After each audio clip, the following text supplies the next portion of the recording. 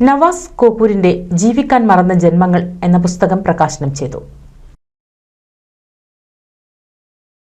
നവാസ് കോക്കൂരിന്റെ ജീവിക്കാൻ മറന്ന ജന്മങ്ങൾ എന്ന പുസ്തകം പ്രകാശനം ചെയ്തു. പ്രവാസ ലോകത്തെ നൊമ്പരമുണർത്തുന്ന ചെറുകഥകളുടെ സമാഹാരമാണ് ജീവിക്കാൻ മറന്ന ജന്മങ്ങൾ. ലഗാൻ മടത്തുംപുറം ആർട്സ് ആൻഡ് സ്പോർട്സ് ക്ലബിന്റെ നേതൃത്വത്തിൽ കോക്കൂർ തണൽ കോൺഫറൻസ് ഹാളിൽ നടന്ന പുസ്തക പ്രകാശനം റിട്ടയർഡ് ശിശുവികസന പദ്ധതി ഓഫീസർ നിർമ്മലകുമാരി നവാസിന്റെ പിതാവ് മൊയ്തുണ്ണിക്ക് നൽകി പ്രകാശനം ചെയ്തു. ചടങ്ങിന്റെ ഔപചാരിക ഉദ്ഘാടന കർമ്മം സാഹിത്യകാരൻ താഹിർ ഇസ്മായിൽ നിർവഹിച്ചു. നിഖിൽ ബാബു അധ്യക്ഷത വഹിച്ചു.